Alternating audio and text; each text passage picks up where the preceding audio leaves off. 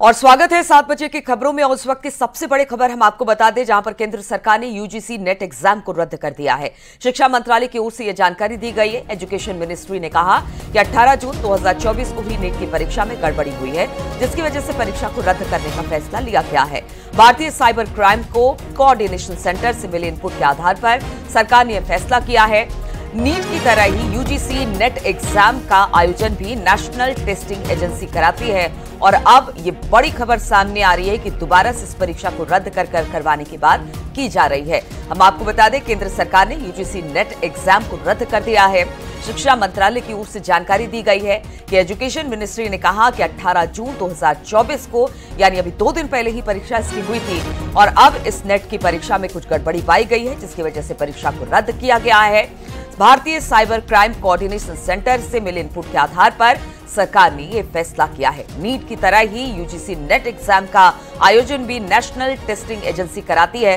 तो आप समझ सकते हैं किस तरह से नकल माफिया सक्रिय हैं। और एक बड़ी खबर आ रही है कि अब यूजीसी नेट के एग्जाम को रद्द कर दिया गया है। इसे दोबारा कराने की अब बात हो रही है। बताया जा रहा है कि इसमें फ्रॉड का मामला सामने आया है। इसी गड़बड़ी की शिकायत के आधार पर जिस तरह के इनपुट मिले थे, उसी आधार पर अब परीक्षा को कैंसिल कर दिया गया है।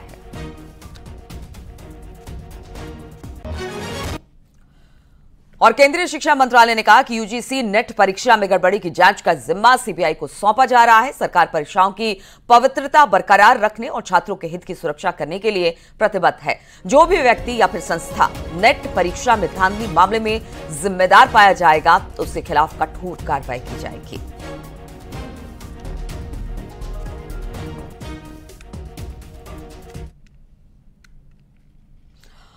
और मोदी कैबिनेट की बैठक में बड़े फैसले लिए गए हैं। मोदी कैबिनेट में 5 बड़े फैसले लिए गए। वैष्णव 14 फसलों के लिए एमएसपी मंजूरी कर दी गई है। इस बात की जानकारी अश्विनी वैष्णव ने दी। धान की नई एमएसपी दर भी लागू कर दी गई है। अब नई जो एमएसपी दर होगी वो 2300 रुपए होगी।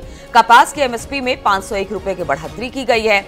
रागी की एमएसपी में 4290 रुपए कर दिया गया है। तो ये बड़ी खबर किसानों के लिए अच्छी खबर कही जा सकती है।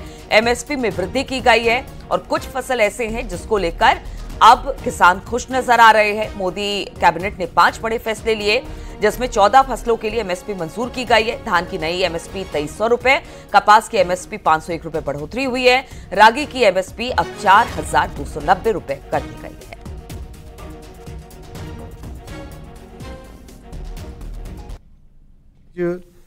जो एमएसपी डिक्लेयर हुई है वो है धान। सबसे पहले धान का नया एमएसपी, पैडी का नया एमएसपी खरीफ के लिए 2300 रुपीज डिक्लेयर किया गया है, which is 117 rupees increment over the previous MSP.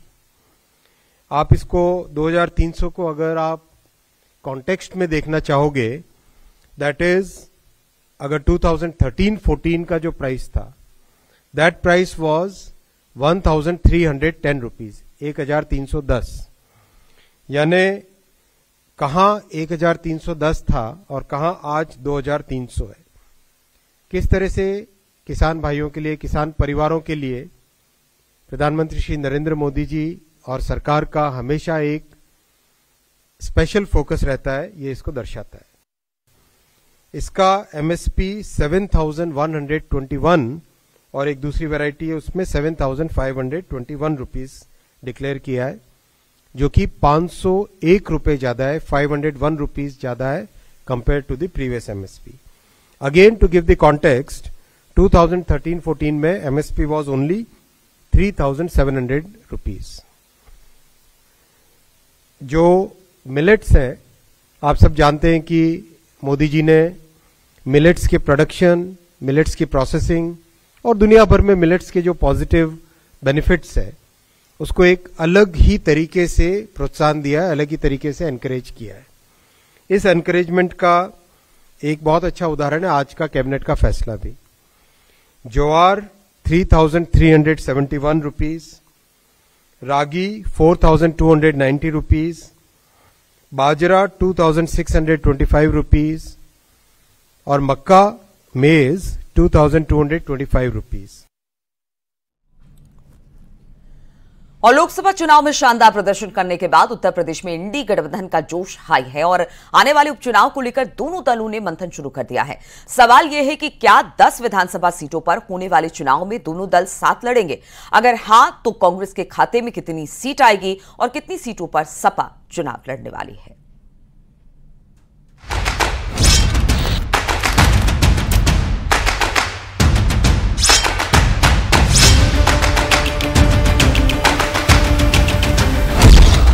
उपचुनाव की बारी, दो लड़कों की क्या तैयारी?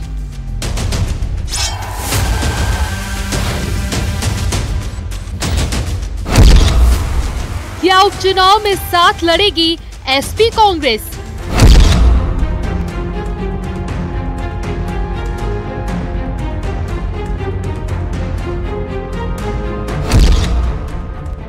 दस सीट गठबंधन रिपीट, तो किसे कितनी सीट?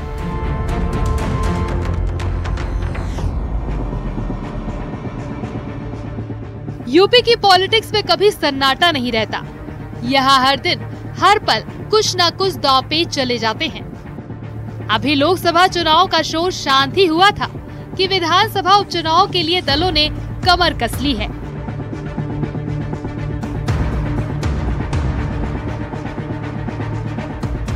दस विधानसभा सीटों पर होने वाले उपचुनाव की जमीन तैयार हो चुकी है, लेकिन एक बड़ा सवाल ये है कि क्या अखिलेश और राहुल की दोस्ती सूबे में भी जारी रहेगी, क्योंकि यूपी के 9 विधायक अब सांसद बन चुके हैं। दरअसल बीते लोकसभा चुनाव के दौरान 10 विधायक जीतकर सांसद बने हैं, जिसके चलते इन सभी सीटों पर विधानसभा उपचुनाव कराया जाएगा। ऐसे में 10 विधानसभा सीटों में से 5 पहले ही समाजवादी पार्टी के पास है और 5 भारतीय जनता पार्टी के पास है। लेकिन इस दौरान कांग्रेस भी इन विधानसभा सीटों पर चुनाव लड़ना चाहती है। लेकिन अगर 2022 के आंकड़ों की बात करें तो 10 विधानसभा सीटों में से कांग्रेस ने करहल को छोड़ सभी 9 विधानसभा चुनाव में चुनाव लड़ा था, लेकिन सभी 9 सीटों पर कांग्रेस की जमानत जब्त हुई थी। जिन विधानसभा सीटों पर उपचुनाव होना है, 4 सीटों पर सपा का कब्जा था, जबकि 6 सीटों पर बीजेपी काबिज थी। यानी 10 खाली हुई सीटों में कांग्रेस शून्य थी। ऐसे में बड़ा सवाल ये है कि अगर एसपी कांग्रेस साथ आए, अखिलेश कांग्रेस को कितनी सीट देंगे? उत्तर प्रदेश में आगामी दिनों में विधानसभाओं के उपचुनाव होने हैं। कांग्रेस पार्टी इस उपचुनाव में इंडिया अलायंस के साथ मिलकर लड़ेगी। कल हमारी एक बैठक हो रही है प्रदेश में, जिसमें हमारे प्रदेश के नेताओं के जरिए एक चर्चा होगी कि उपचुनाव में किस तरीके की रणनीति लेनी है। फिर हाई कमान हमारा डिसीजन करेगा किन सीटों पर इंडिया अलायंस के साथ मिलकर हम लोगों को चुनाव लड़ना है। कांग्रेस का दावा 2024 छोड़िए 2027 के चुनाव तक का है, लेकिन बहुत कम चांस नजर आ रहे हैं कि कांग्रेस उपचुनाव में दावेदारी ना ठोके। सवाल ये है कि 2022 के प्रदर्शन को अगर आधार बनाया गया तो गठबंधन में उसके खाते में कितनी सीटें जाएंगे, क्योंकि 10 में से 9 सीटों पर कांग्रेस की जमानत जब्त हो गई थी। एक सीट करहल पर कांग्रेस लड़ी ही नहीं थी। सवाल ये है कि 2022 में इतने खराब प्रदर्शन वाली इन सीटों पर कांग्रेस की तरफ से दावेदारी क्या होगी? दरअसल लोकसभा चुनाव में जिस तरह दलित और गैर यादव ओबीसी वोट बड़े पैमाने पर सपा की ओर खिसकते दिखे, उससे अखिलेश यादव के तेवर थोड़े नरम नजर आ रहे हैं। जबकि कांग्रेस ने उपचुनाव की कुछ सीटों पर उम्मीदवार उतारने में अपनी रुचि दिखाई है, क्योंकि पार्टी को यूपी में सफल गठबंधन को आगे ले जाने की उम्मीद है। सूत्रों के मुताबिक सपा कांग्रेस पार्टी को 1 से 2 सीटें ऑफर कर सकती है, जिसमें गाजियाबाद भी शामिल हो सकती है। फिलहाल उपचुनाव की जंग इतनी आसान नहीं होगी, क्योंकि बीजेपी अयोध्या जैसी सीटों पर हार के बाद हर दांव सोच समझकर चल रही है।